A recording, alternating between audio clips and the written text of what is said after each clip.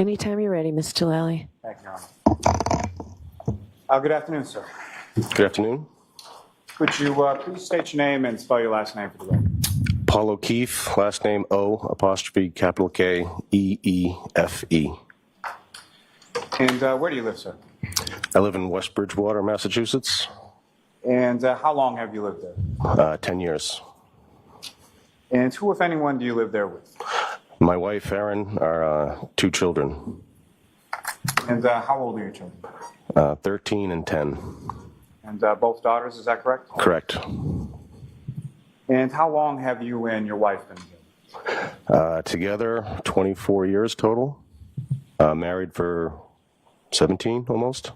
And what is your wife's name? Erin. And where did you grow up? Braintree, Massachusetts. And what are your parents' names? My father is John, mother is Margaret. And did you have any siblings? 2, yes. My sister Kristen.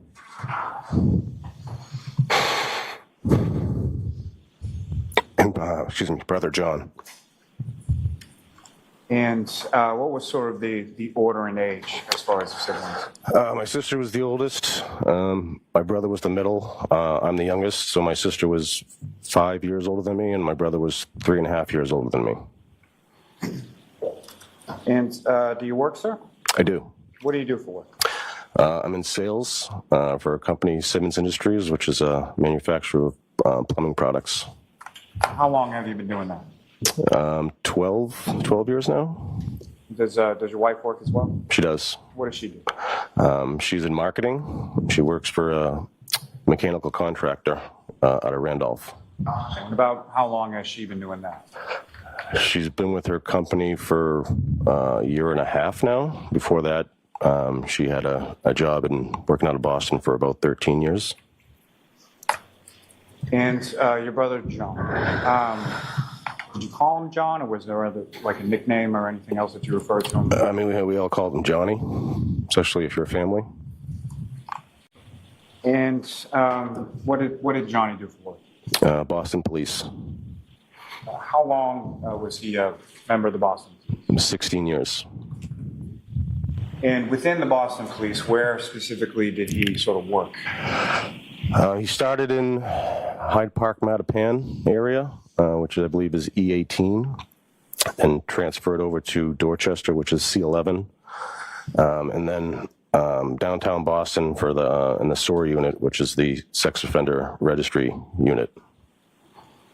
And when was it about that he started with the Sex Offender Registry? So after my sister had passed away in 2013, her husband passed away 2 months after that. My brother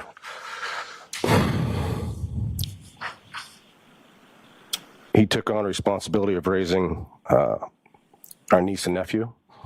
And so the Boston Police, to ensure that he was safe and protected, moved him to that unit in 2014. And I'm sorry to ask you this, but your sister passed away in 2013, is that correct? Correct. And what did your sister Kristen pass away from? She had an aggressive brain tumor, which is called glioblastoma. And about how much time was it between the time that she sort of received the diagnosis to her passing? 5.5 months. And you mentioned that you had a brother-in-law, Kristen's husband, is that correct? Correct, Stephen Furbush, yes. And when was it that he passed in relation to you? 2 months later, which was January 12th, 2014. And by they, I mean Kristen and Stephen Furbush, they had two children, is that correct? Yes, 2 children, Kaylee and Patrick. Which one is older? Kaylee's the older. Patrick's a couple years younger than her, about 3 years. How old are they now? Kaylee is 16 and Patrick is 13. And you mentioned, so initially when your sister Kristen passed away, what was sort of the family's plan as far as Kaylee and Patrick were concerned? Can you repeat that? Sure. So initially, when your sister Kristen passed away and her husband Stephen was still alive, what was sort of the initial plan as far as with reference to the children? We were kind of in scramble mode to figure out, how we were going to move forward. My wife and I had talked about having the kids come live with us. We had 2 small children at the time. 3 and 8 months were my children.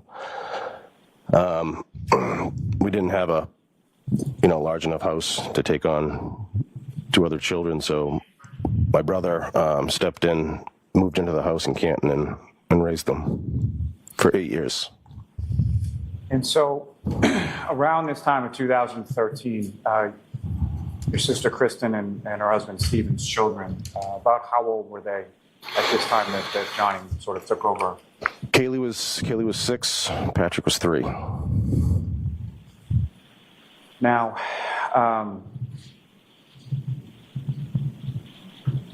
when your brother Johnny what if any sort of legal relationship did he have to your niece and nephew, Kaylee and Patrick? He was made a legal guardian. And where did he move from, and where did he move to when he assumed that role? So he was living in Dorchester in a condo.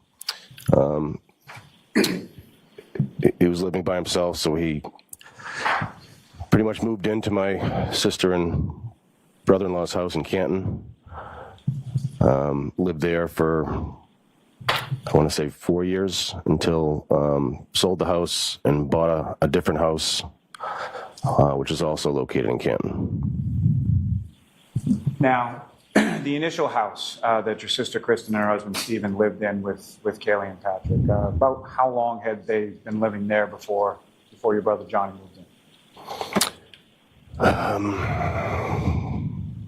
They were probably there for 5 or 6 years.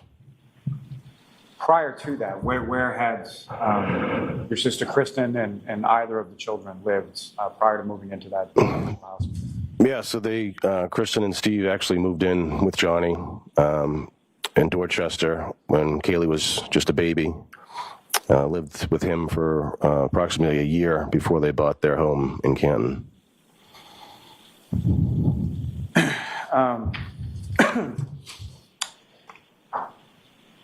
Now, you mentioned that at some point your brother bought a second house in Canton and moved in there with the kids. Is that right? Correct. Okay. Around what time was that?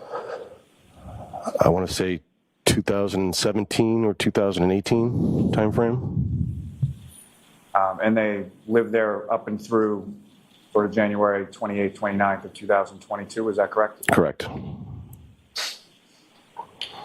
Now, around that particular time of January 2022, about how often did you see your brother Johnny and the kids, Kaylee and Pat? I would say probably every other week, twice a month. And your brother in particular, how often would you communicate with him during that time frame? Communicate regularly, mostly through text messaging, a couple days a week, I would say. Now, over the course of time, you said about 8 years or so that Johnny had sort of custody of Kaylee and Patrick, correct? Correct. And over that course of time, about how many relationships well, let me phrase this question first. About how many long-term relationships did your brother Johnny have with women over the course of that time? And before you get to that, if I could just ask you what your definition of long-term relationship is. Long-term relationship is, over a year. And so how many of those types of dating relationships that lasted for at least a year did your brother have during that time that he had the kids? 2. And who were those 2 individuals? Amy Fortney and Karen Reed. And this other individual, Amy, when about was it that your brother dated her?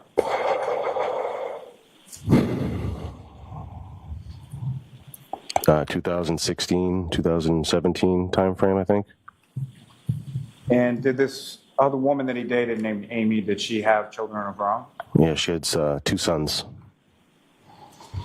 Now, you mentioned 2, so other than Amy, who was the other one? Her 2 sons' names are Gabriel and Christian. No, I'm sorry. Oh, I'm sorry. In reference to, you mentioned 2 women that your brother had dated for a long-term period, correct? Yes, correct. And one of them was the woman Amy that you were just speaking about, correct? Correct. Okay. And who was the second one? Karen Reed. And is Karen Reed someone that you had met through the course of your brother dating her? Yes. So, clear for the record, do you see Ms. Reed in the courtroom today? Can you identify as to where she's seated or an article of clothing that she's wearing? Yep, she is seated right there between Mr. Giannetti and Mr. Jackson. Just ask the record to reflect identification of the defendant by the witness. No Yeah. objection. Yes. Now, Mr. O'Keefe, when was it that you first met Karen? I believe it was Mother's Day, so maybe May of 2020. Now, prior to that, were you aware of any other time when Ms. Reed and your brother Johnny had dated in the past? They dated very briefly in 2004. And had you had occasion to meet her during that brief period where they dated in 2004? I did not meet her back then, no. And so the first time you met her would have been sometime in the spring of 2020, correct? Correct. And what was your understanding as far as when they had reconnected or gotten back together in reference to when you met her? They reconnected. I believe my brother reached out to her in March of 2020, right at the beginning of COVID. I think he reached out to her via Facebook Messenger and then, text. And they resumed some kind of relationship, and you had occasion to meet or see Karen Reed over the course of hanging out with your brother at various occasions, correct? Correct, yep. Now, about how often would you see Miss Reed? Would it be the same, more or less than when you saw your brother? Almost the same, maybe a little less. If my brother was just him and I or his friends, but for the most part, he was with Karen. And as far as your understanding, what was sort of the living arrangements with regard to Miss Reed and your brother? She has her own home in Mansfield, Massachusetts. She would stay at my brother's house in Canton, I would say 3, maybe 4 nights a week. And that would be at your brother's house with both he and your niece and nephew, correct? Correct. Now, with regard to, you mentioned that they reconnected sometime around the COVID-19 pandemic, is that correct? Yes, correct. And with regard to your brother and the defendant, Ms. Reed, and the children, what was sort of going on as far as school and work with regard to the pandemic, with regard to each of them? So that was a period of time when schools were closed and kids had to do remote learning. So Kaylee and Patrick were both at home, remote learning, and my brother, didn't have a job where he can work remote, so he had to go into the office. And most of the time, Karen would be at home with the kids during the day while she worked remotely. Now, you mentioned earlier that your brother had a legal guardianship role with regard to the children, correct? Correct, yes. What, if any, legal status or role did the defendant have with regard to the children? She didn't have any.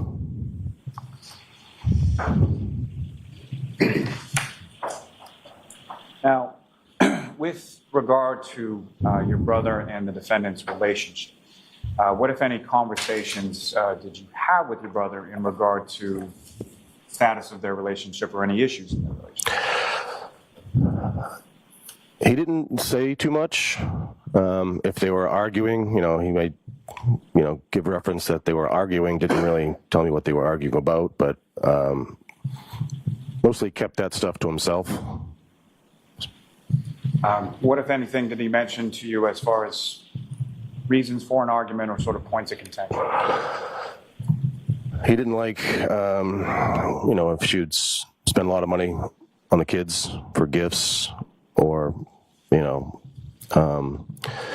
know there was some arguments over, what she fed them, whether it's, Dunkin' Donuts or whatnot, but it was things along those lines. Now, what if any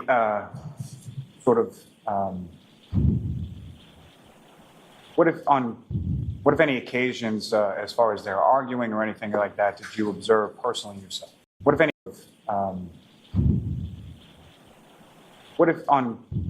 any occasions, as far as they're arguing or anything like that, did you observe personally yourself?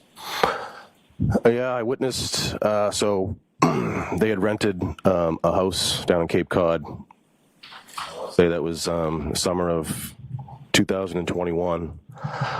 I brought my two daughters down for a couple nights, and I witnessed, one intense fight between the two of them. And as far as a fight, as you're characterizing that, was that anything physical or just verbal? No, it was a verbal argument. And what, if anything, was that verbal argument about? It's hard to recall. I mean, I guess like typical couples fighting. There was alcohol had been involved. I recall her complaining that he wasn't nice to her, or something to that effect, and I was kind of the referee in that entire situation. Now, when you make reference to alcohol involved, is that one or both, or Both. both your brother and the defendant? Correct. Now, if I could turn your attention to New Year's, and specifically New Year's Eve, going from 2021 into 2022. You recall that time? I do. And do you recall where you and your family were for that sort of New Year celebration? Yeah, so I was with my wife and her family. We went to Aruba the day after Christmas in celebration of my wife's mother's 70th birthday. I'll set the siren. Ms. Tillali, does it make sense that I give an instruction at this point? I'm going to see counsel at sidebar.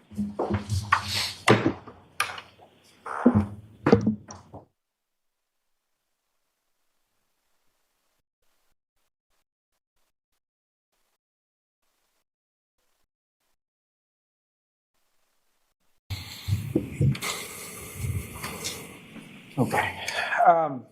So during that New Year's Eve, you were in Aruba for your wife's mother's 70th birthday, correct? Correct. And was your brother, Johnny, was he also in Aruba around that same time frame? Yes. And your resort and your brother's resorts, where were they in relation to each other? They were pretty much on opposite sides of the island. And at any point in time when you were in Aruba, did you see your brother at any point? Unfortunately, we did not. Now, you mentioned that you were there with your wife and your children, is that correct? Correct. Okay. And do you know who your brother was in Aruba with around that same time? He was with Karen Reed and brought the kids. So Kaylee and Patrick were with him. They were also with a large group, many other couples and families. You know who was sort of the primary organizer of that group that your brother was with? Yes, a friend of ours, Laura Sullivan. And how did you know Laura Sullivan? I knew Laura through my brother. She had dated my brother's partner and one of his best friends, Pat Rogers. And did Miss Sullivan and Mr. Rogers have a child together? Yes, and a boy. And at some point, did Mr. Rogers pass away? Yes. What was sort of the relationship between your brother and Miss Sullivan in relation to Mr. Rogers' child? Johnny was, so she has a son, Benjamin, who Johnny is godfather to. And sort of towards the end of your stay in Aruba, with regard to the pandemic, what, if anything, happened to you or any other member of the family? So my older daughter tested positive for COVID. So her and I kind of got left behind, stayed for an extra 3-4 days, I believe. So after you returned from Aruba, at some point, were you and your brother trying to make plans to connect or to hang out or see each other at some point in January of 2022? Yes, we were actually planning on getting together on January 29th. And do you recall what day of the week that was? That was a Saturday. And why was it Saturday? Why were you sort of targeting Saturday as a meet point? A weekend, no work. Kids didn't really have much on the schedule. By that you mean your kids as well as Correct. nephew? Yes. And then what, if anything, occurred with reference to those plans as far as them coming to a fruition or not? A big snowstorm hit the area, and we said, maybe it's probably better if we just stay home and off the roads. So we kind of canceled getting together the day before. So initially had a meeting for the 29th, but canceled it the day before on the 28th? Correct. So this snowstorm that you were talking about that was coming in, is that something that you and your brother were aware of prior to that day it happened? Yes. And was that something you learned of? Where did you learn about that? The news. So sort of all over the news, is that fair to say? Correct. Yes. And as far as did either your children or John's children, for lack of a better term, niece and nephew, were there any sort of planned activities for that day that got canceled because of the weather or no? On that Saturday, the 29th, I think everything was pretty much canceled. I don't know anything specific. We had, my daughters had basketball on Friday night, the night before, but we didn't really have any plans for the children on Saturday. Now, turning your attention to that day of the 28th, so the day before that was a Friday, is that correct? Yes, correct. And you mentioned that your daughters had basketball that evening, is that correct? Correct. And what, if any, role do you have in regard to your daughter's basketball? I coached both of their teams. And so you coached 2 games that Friday night? Correct. And about what time do you know did you sort of get home from all of that? First game was at 6. Second game was at 7:15. So we got home 8:30ish. And your wife was with you at both of your daughter's games? Correct. And when you got home, the snow that had been predicted, had it started at that point where you were? I noticed the first flurries sometime between 10:30 and 11 p.m. And if you know, approximately what time did you go to bed then? Right around probably midnight. And your wife, Erin, did she go to bed same time as you? I think she went to bed a little before me, yes. Now, earlier in that day, that Friday, the 28th, what, if any, conversation by any means did you have with your brother John? My last communication with him was on a group text exchange that included myself, Karen Reed, and my mother. And he was excited because our niece Kaylee had gotten accepted to Bishop Feehan High School. So he was happy, proud dad moment. And then, Patrick's national math scores came back, and he scored extremely high. So he was extremely proud of Patrick that day as well. So he had sort of sent, your brother John had sort of sent that to the group, which included yourself, your mother, and Miss Reed. Correct. And your niece Kaylee, as far as what grade was she in and what grade was she going into as far as that application to? Yeah, so she was 8th grade going into 9th, freshman year in high school. Now, you go to bed at some point in the evening of the 28th, and you woke up on the 29th. Do you recall what woke you up on that morning? Yes, my mother called me at 6:40 a.m. Is that something typical? No. She called. and just said something happened to your brother. They found him in the snow, and they took him to the hospital. And which hospital was it? Good Samaritan in Brockton, Massachusetts. And at that point, did you, or what, if any, other sort of information did you have as to what had happened to your brother? I really didn't know much until I got to the hospital. While I was at the hospital, my cousin works 911 dispatch, so she came down because she had heard. And the only thing I was able to get was that, he was cold and they needed to warm him up. But didn't have much information other than that. So you get that information from your cousin when you get to the hospital, correct? Correct. That cousin, what was her name? Susanna Hensley. If I could take you back to just prior, so you initially get the phone call from your mother, Peggy Okeefe, is that correct? Correct. That's about 6:40 in the morning? Correct. And your wife Erin is with you at that time, is that correct? Correct. And so you get that call, and sort of what is it that you do, or sort of how quickly are you out the door? I jumped out of bed, got changed, brushed my teeth, and I was out the door. And you drove from your house to where? Yes, I drove myself from my house to the hospital, Good Samaritan Hospital. And what kind of car did you have at that point, if you know? A Toyota 4Runner. That's a SUV? That's an SUV, yes.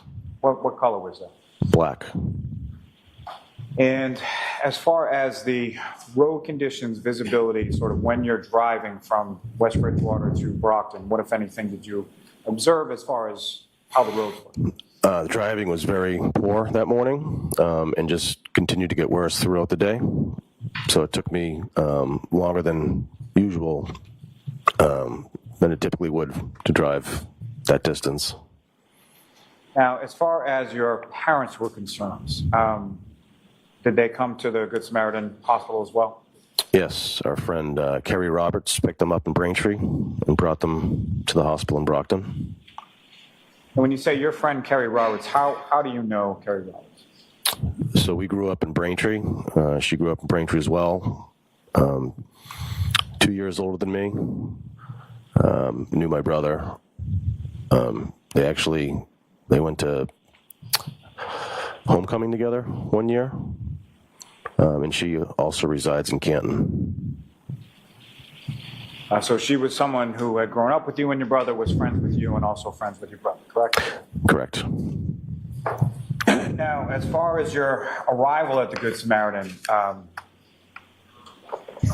who arrived first? Was it you, your parents, or something else? I got there first. And about how long was it, if you know, between the time that you got there and the time that your parents arrived there with Kerry Roberts? Probably about 45 minutes. And when you arrived at the Good Samaritan Medical Center, where within the facility did you sort of go? Emergency room waiting area, lobby. And at some point, did you, after your parents arrived, did you move from the waiting room area to somewhere else within the hospital? So when my parents arrived, they brought us, in the double doors into like a little family sitting room. And about how long was it that you were in the family sitting room before you went somewhere else? So we were in that waiting room. Doctor and nurse came in and told us that all their efforts to save my brother were unsuccessful and that he had passed away. And then asked if we wanted to go see him, in which we said yes. So we left that room and walked down the hallway to his hospital room. And that doctor you spoke to, do you recall what the doctor's name was? Dr. Rice. And when you say that we went down to the room where your brother was that everyone in the group? It was myself and my parents, yes. And Miss Roberts, did she go as well, or did she? No, she stayed out in the waiting area. And as you were making your way down to the room where they had your brother, what if anything occurred along the way? So I noticed Karen Reed was there, She was being restrained by hospital employees, and she was, screaming out to us, asking if he was alive. Is that something that she screamed out once, more than once, or something else? Several times. Now, at some point you went into the room where your brother was, correct? Correct. And can you describe to the jury sort of what you saw as far as your brother was concerned? He was pretty banged up. He had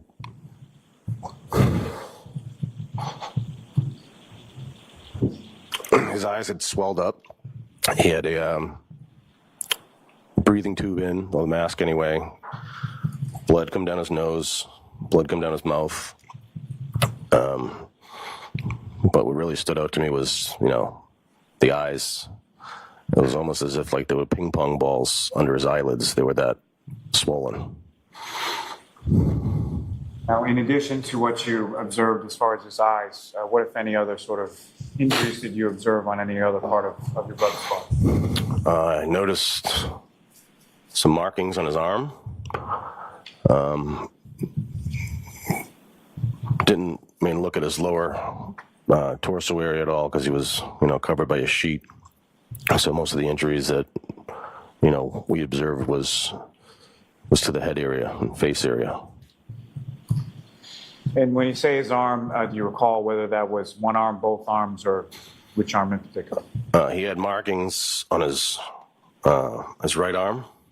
I didn't notice anything on the other side.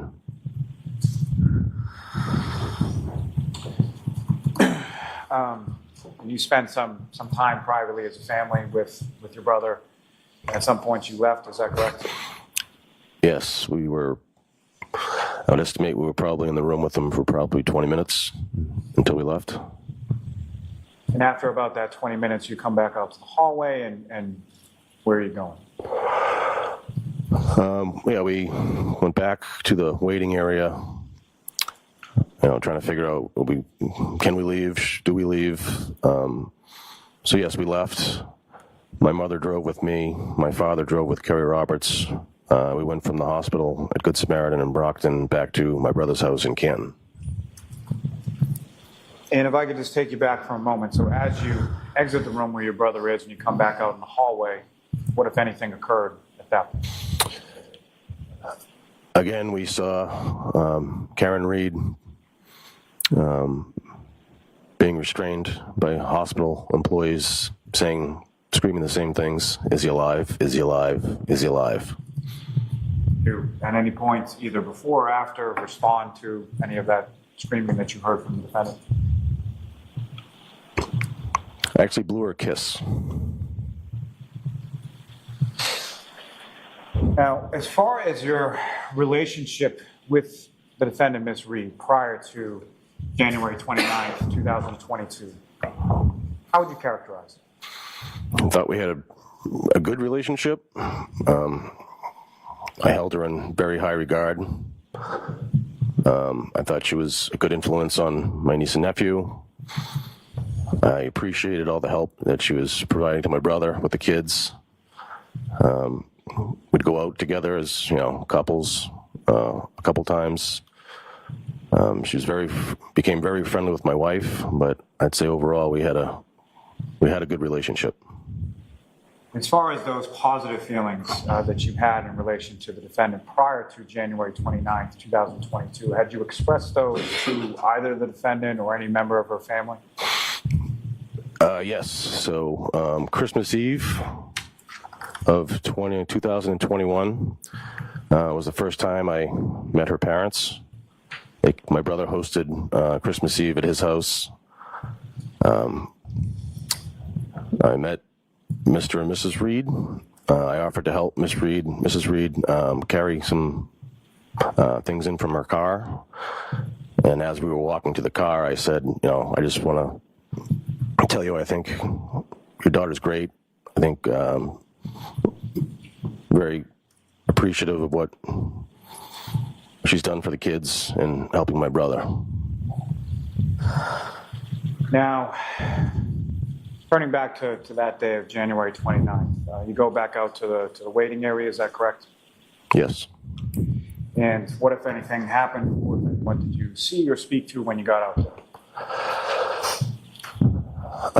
I saw her father, Bill Reed, come into the hospital.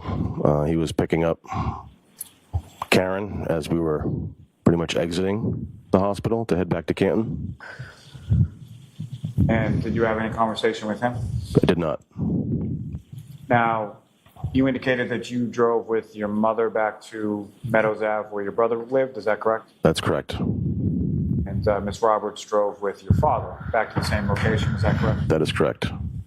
And as far as your understanding sort of on the drive back, where were the kids? Where was Kaylee and Patrick at that point? So Kaylee was picked up by Mike Camerano, who's Kaylee's best friend's father. Patrick was at a sleepover the night before, so he was still with the family at the house where he slept the night before. And you mentioned that the drive from your house from West Bridgewater to Brockton was somewhat difficult, correct? Very difficult. How would you characterize the drive from Brockton to your brother's house in Canton? I mean, at one point I said to my mother, I don't know if we're going to make it back. Visibility was terrible. Couldn't see the roads. We made it back. It was just very, very difficult.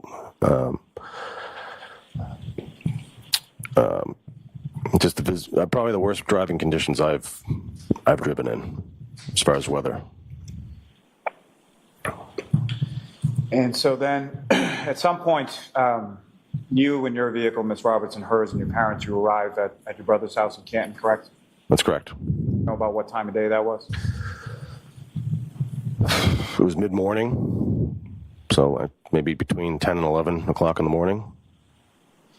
And was there anybody present at the house when you arrived there? No. And at some point, did other people come over, as far as specifically I'm asking about the children? Yes, so Kaylee was dropped off shortly after we arrived. And then a little while after that, Patrick was dropped off from his sleepover. And at some point, you were tasked with informing the children what happened to your brother, correct? Correct. At some point after you left the hospital in Brockton, what, if any, conversation or what, if any, phone calls did you receive in relation to the defendant, Ms. Reed? Karen Reed called me, asked me if it was okay to come over and to see the kids, and I said sure. And do you know how long that phone call went on for? It was a quick phone call, maybe a minute. Like I said, she just asked if she could come over, and I said sure. And then she arrived at the house, shortly thereafter. When you initially arrived at the house, along with your parents and Ms. Roberts and her vehicle, what, if any, other vehicles did you observe sort of in the driveway at that time? I only noticed, I think, my brother's car. I mean, I don't even recall seeing any other cars. I mean, there could have been a car in the garage, but I didn't notice, really. Nothing stands out. What kind of car did your brother have? Chevy Traverse. What color was that, if you know? Gray. And if you recall, when you first sort of arrived there, where was that vehicle parked in relation to the truck? I believe it was the right side of the driveway, all the way down to the end of the drive, like the top of the driveway. All right. Now, you have the phone call with the defendant. You indicate it's fine for her to come over. You know about how long it was after receiving that phone call and when Ms. Reed arrived there?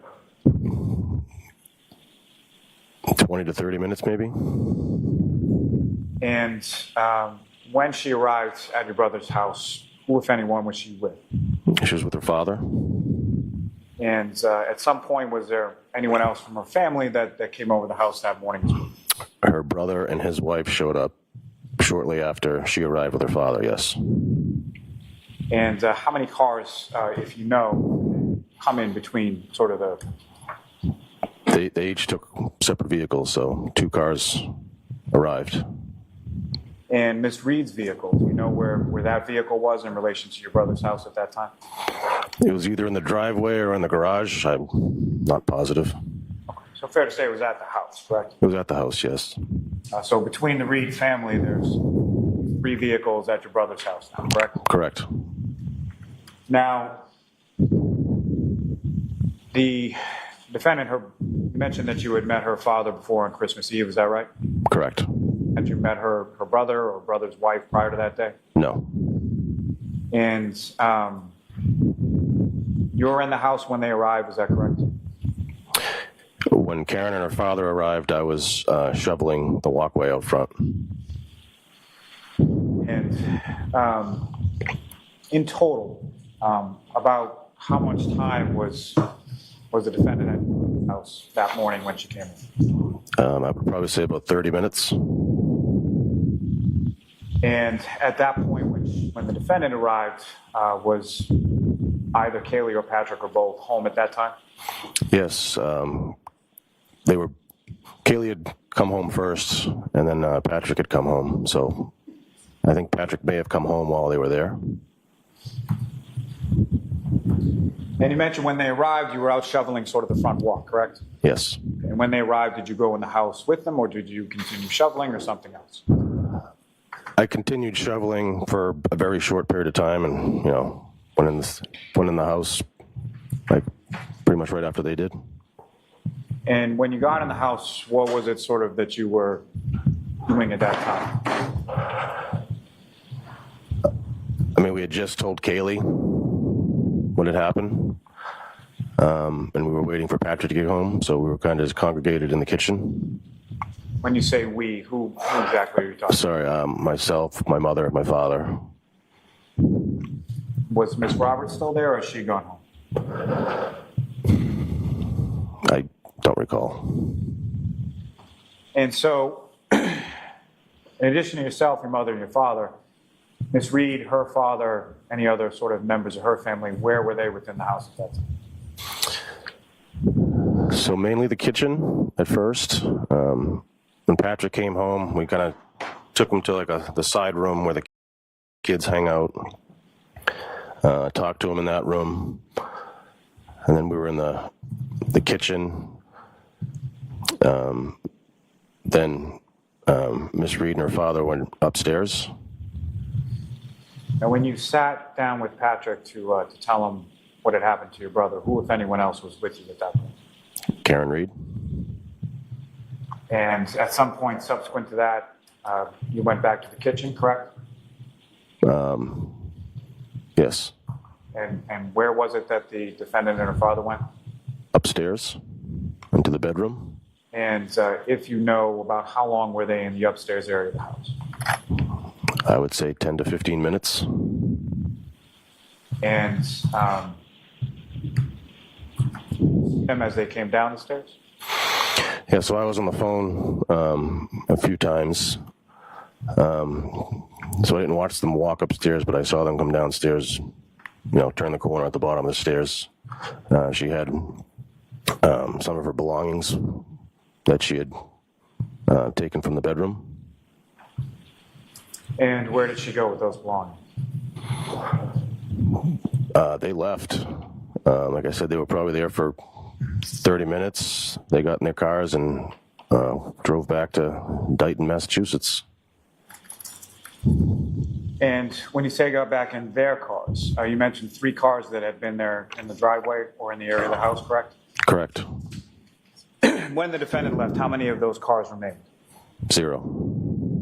And as far as the weather conditions that you had mentioned that existed at the time that you drove from the hospital in Brockton to your brother's home in Kin, what, if any, improvement occurred with the weather during that time frame? None. So essentially the same, is that fair to say? Yeah, it was still, the conditions were still poor. Now, with respect to Miss Reed's vehicle, did you Know what kind of vehicle Miss Reed had? A Lexus SUV. I don't know the actual model. Mr. Lally, that clock is actually wrong. It's just about 1 o'clock, so is this a good place to take a break? Perfectly fine. Yes. All right. All right, jurors, it's the luncheon break. We'll break for an hour. We'll be here ready to go no later than 2 o'clock. All right, please.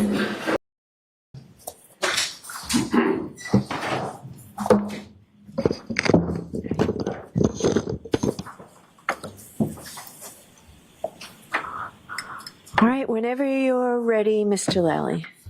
Thank you, Your Honor. So, Mr. O'Keefe, you testifying before the luncheon recess before, you had indicated that Ben and Miss Reed had gone upstairs for some period of time. Is that correct? Correct. And that's at your brother's house on Meadows Ave? Correct. And who, if anyone, had she gone upstairs with? Her father. About how long were they upstairs for? 10, 15 minutes.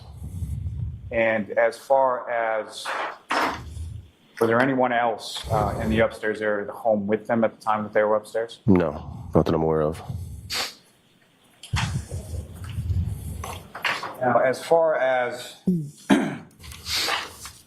Miss Reed was concerned, what, if any, conversation did you have with her while she was at the house for that period of 30 minutes or so? None, really. And as far as any other members of her family, without any reference to what it was, what, if any, sort of substantial conversation, what, if any, conversation did you have with either her father, her brother, or the brother's wife? Again, none, not really. I didn't really have much interaction with any of them while they're at the house. Now, you're obviously familiar with your brother's house on Meadows Ave, is that correct? Yes.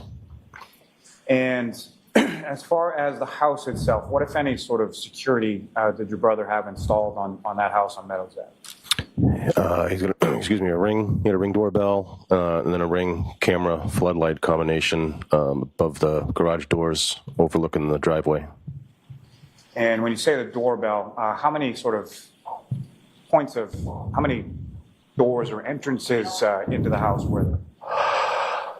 With cameras, I would say 2. I mean, the driveway and then the main front door of the house. May I approach the witness? Yes.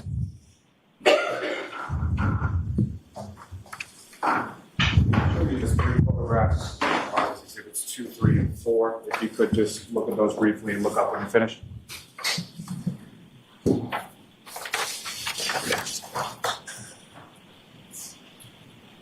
And generally speaking, sir, do you recognize what's depicted in those 3 photographs? Yes. The first. Well, before we get to them, just in general, yes. do you recognize those? Okay. And what do you recognize them in general terms? What do you recognize them to be photographs of? That's my brother's house at 1 Meadows Ave in Canton. And Ms. Gilman, if I could have exhibit 2 up on the screen.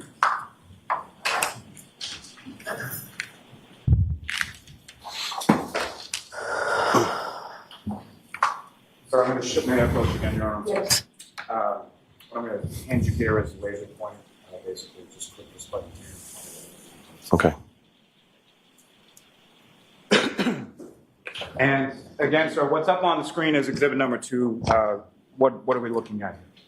That's my brother's house at 1 Meadows Ave in Canton.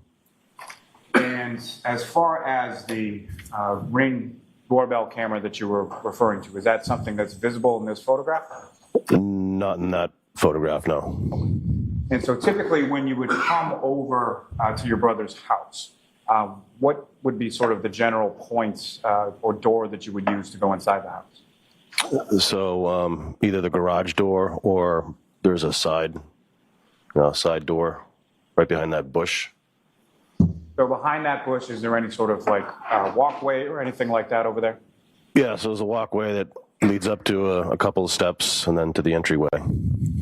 Is that where the Ring doorbell would have been located, labeled as sort of the front door? Yes. And the garage area with the driveway that you were referencing in relation to this photograph, it's not depicted in this photograph, is that fair to say? Correct. Okay. So which sort of, with relation to this photograph, understanding that it's not depicted in it, where would that be? The driveway would be to the right side of the house as we're viewing it from here. And if I could turn your attention to the next exhibit, number 3, Ms. Gilman, if I could have that.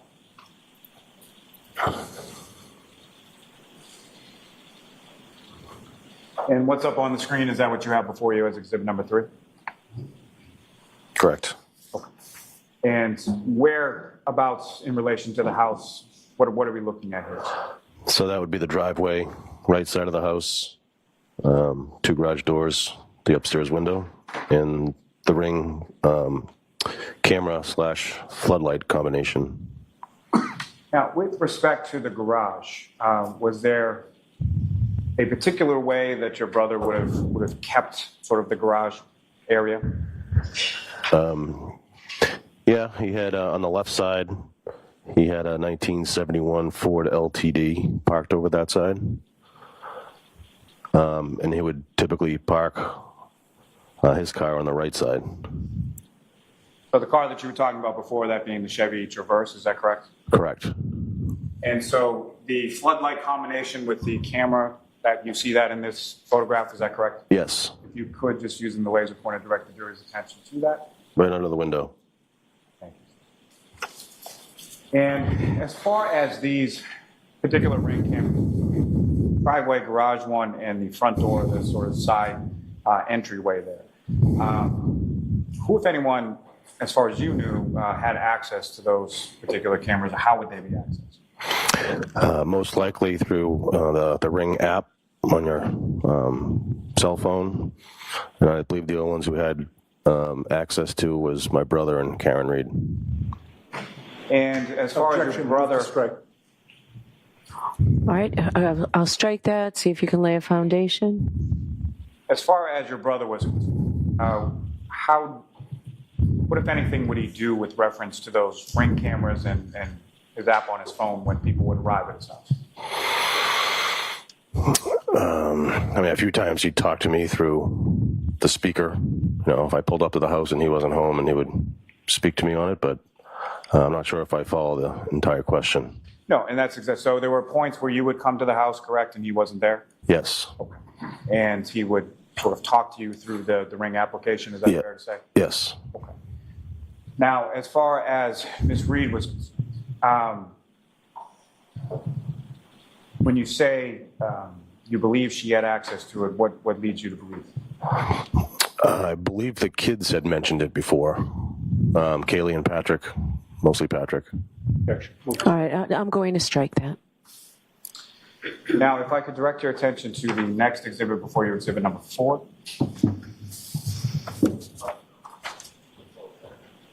And again, sir, what's up on the screen, is that what you have before you as exhibit 4? Correct. And if you could describe to the jury sort of what part of the house we're looking at here, and what, if anything, in relation to the Ring that you observed here. That is also the driveway from a different view. Call it the top of the driveway looking down onto the street. Right in this picture here, the Ring camera or the floodlight ring is not visible. And the walkway that you were talking about that was behind the bush, do you see that in this photograph? Yes. Okay, if you could direct the jury's attention to where that is. So if you follow that walkway sort of around to the bush, where does that lead you? Right to the like breezeway door. Okay. If I may approach this. Yes.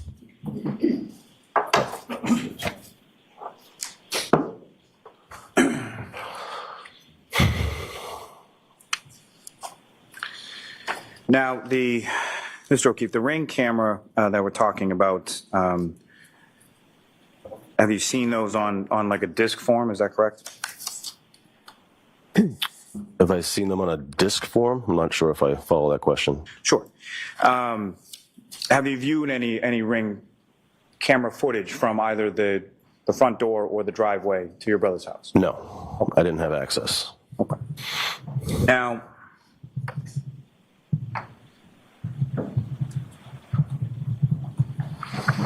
Madam Mayor, approach. Yes.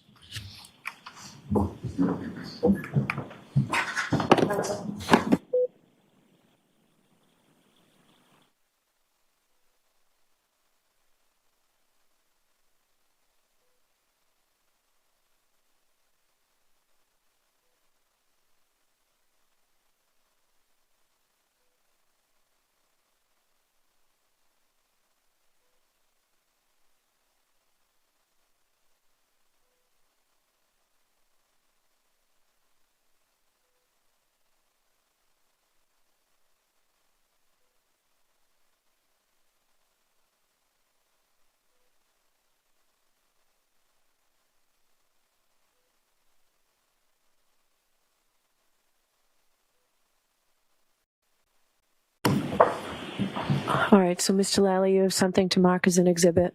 Yes, Your Honor. So there are two discs, one labeled Meadow Ave Ring Videos. Oh, sorry. So they've already been marked. Already been marked. All right, so the next, go right ahead. No. Okay. So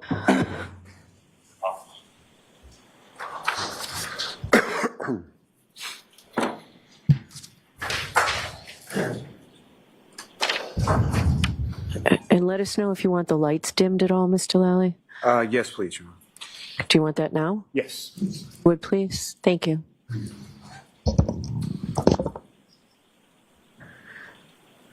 So, Ms. Gilman, if I could have from what's been marked as Exhibit 6, the driveway camera. If I could have video number 161. And if you could, just pause that just for a moment. Now, Mr. O'Keefe, what's up on the screen there? Do you generally recognize what's depicted there? It looks like Karen Reed's vehicle, my brother's vehicle, and it looks like another SUV behind it. I don't know the two people. If you could, just using the laser pointer before you, if you could just direct the jury's attention to which vehicle you're talking about when you. So starting with Ms. Reed's vehicle, where is it in this video that you observed that? I believe it's that one right there. And your brother's vehicle? Is back there.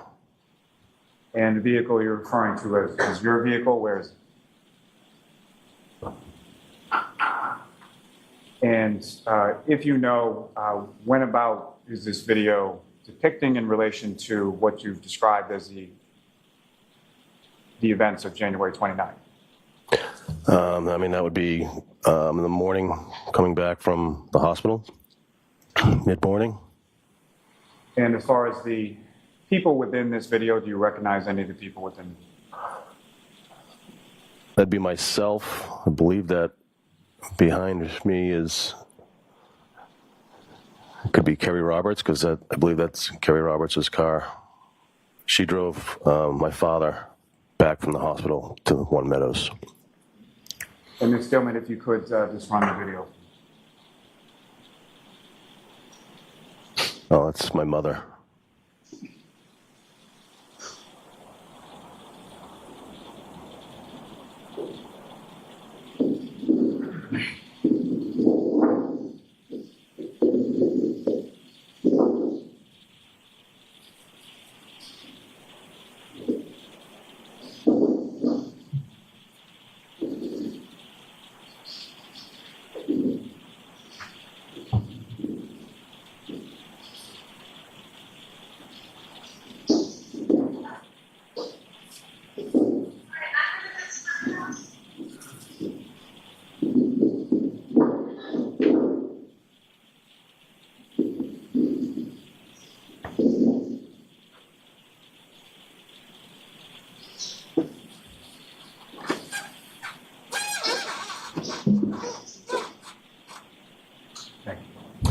Ms. Gilman, from the same exhibit, if I could have Bill Mark 165.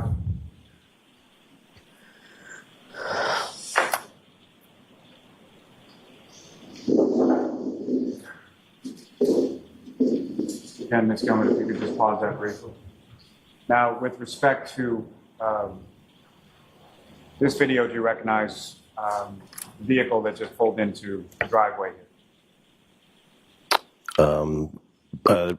That looks like Karen Reed in the photo, on the video. I assume that's her father's car. So this would have been the time that Ms. Reed, the defendant, arrived with her family from the hospital as well? Correct. And Ms. Gilman, if you could just run that through.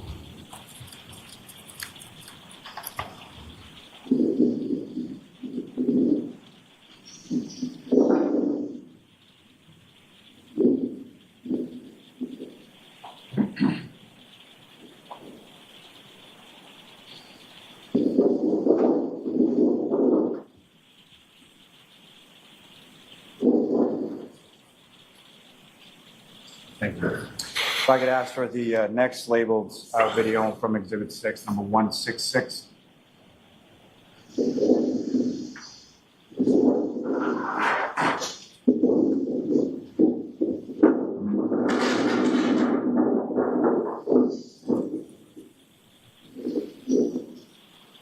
Gentlemen, if I could ask you to pause there. Now, Mr. O'Keefe, with the last video, the two individuals sort of walking over to the house, do you recognize who those were? Yeah, it appeared to be Karen Reed and her father. And the individual who just got out of the same vehicle, do you recognize that person? That appears to be Karen Reed's brother, Nathan. And again, this particular day, January 29th, at your brother's house, that's the first time that you met him, is that correct? Correct. And Ms. Gilman, if you could just play this one again.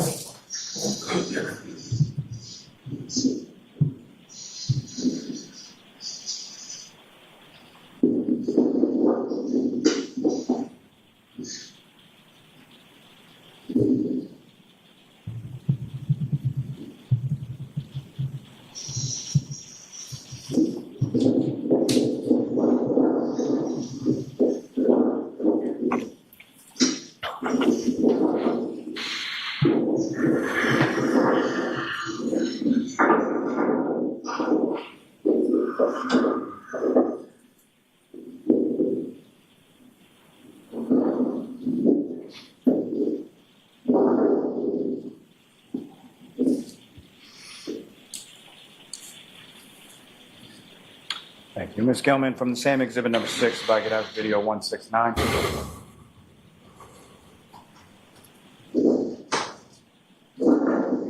Just there for a moment, please. Now, as far as you mentioned earlier in your testimony that after Ms. Reed arrived at the house, that your nephew Patrick came home as well? Correct. And do you see your nephew Patrick in this video up on the screen now? Yes. So this would depict when he got dropped off, essentially. Correct. Ms. Gilman, if you could just run that, please.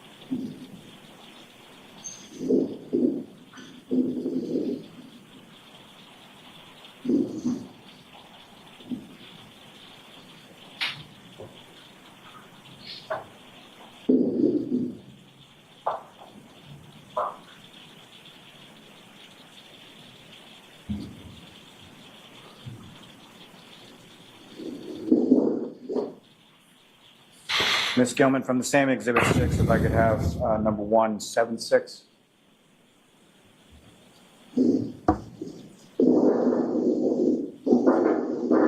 Pause that right there, please. Now, from this video, you referenced early in your testimony, Ms. Reed had gathered some belongings and then had left with all of the vehicles that her family came with, correct? Correct. And do you recognize anyone depicted in this video, number 176? That's Karen Reed. And what, if anything, do you observe in this video her to have in her hand at this time? Looks like some type of a bag. And Ms. Gilman, if you could just play this one.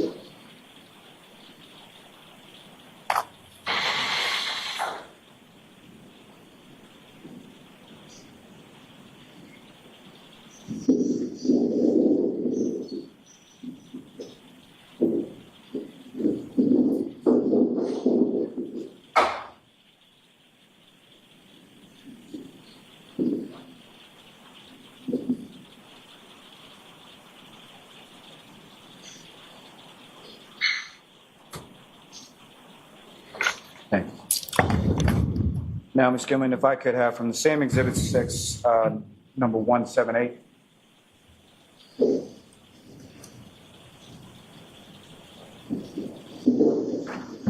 I could ask you to just pause right there. Now, Mr. O'Keefe, you were at your brother's house on Meadows Ave for a majority of that day, correct? Yes. Okay. About how long were you there into the evening? Yes. And at some point were attempts made in and around your brother's house, the driveway, the walkway, things of that nature, as far as snow removal was concerned? At one point, other than me shoveling, Patrick's friend's father came with a snowblower. And so initially it was you shoveling, what if anything was your father doing while you were shoveling as well? It was just me shoveling.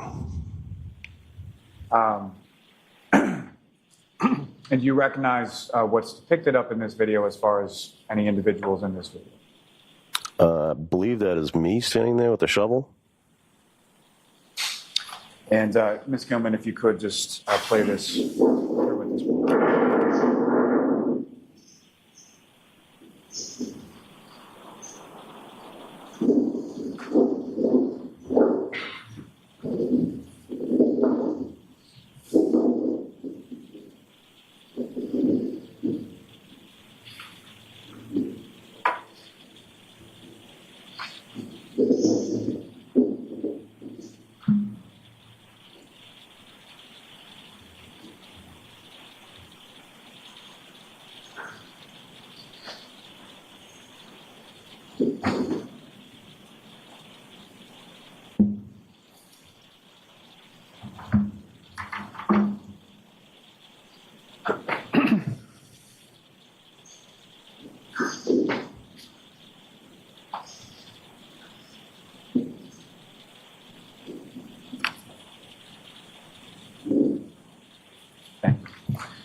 Ms. Gilman, from that same Exhibit 6, could I have video number 185?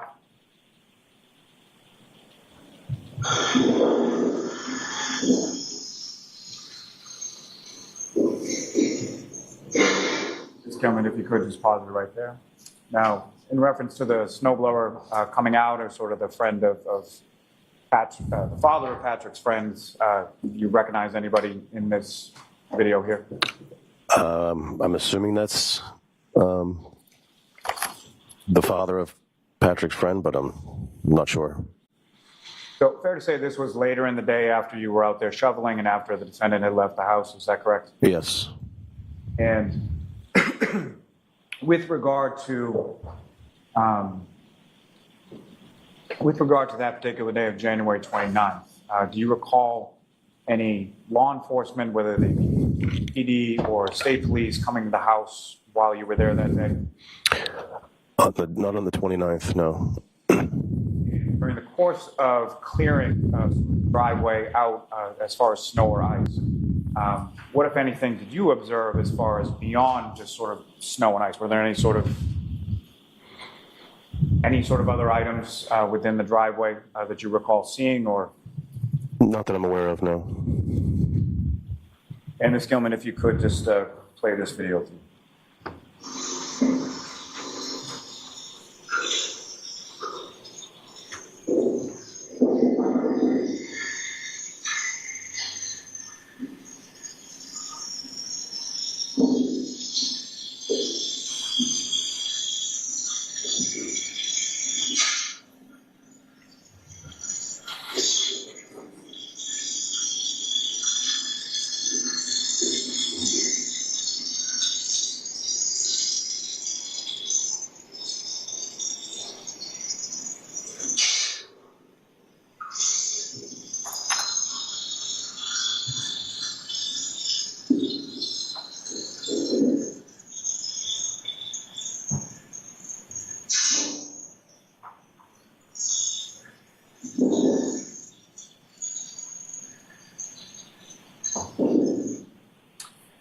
Thank you. And lastly, from this exhibit, Ms. Gilman, if you could, from Exhibit 6, pull up video number 239.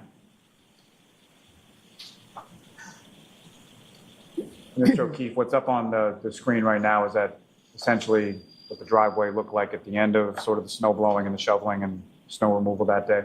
Yes. And that vehicle towards the top, that's your vehicle, is that correct? Yes. And is this around the time that you would have been leaving your brother's house on January 29th? Yes.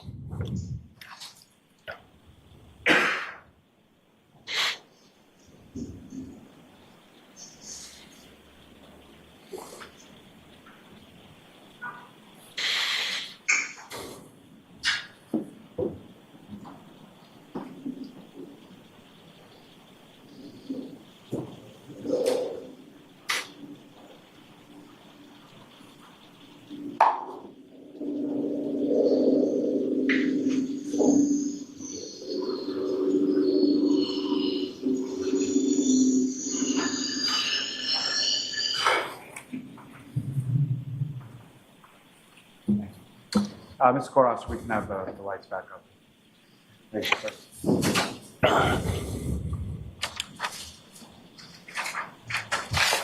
May I approach the witness, Your Honor? Yes. With the markers, recognize that? Yes. Ms. Gilman, if I could have Exhibit 1 up on the screen.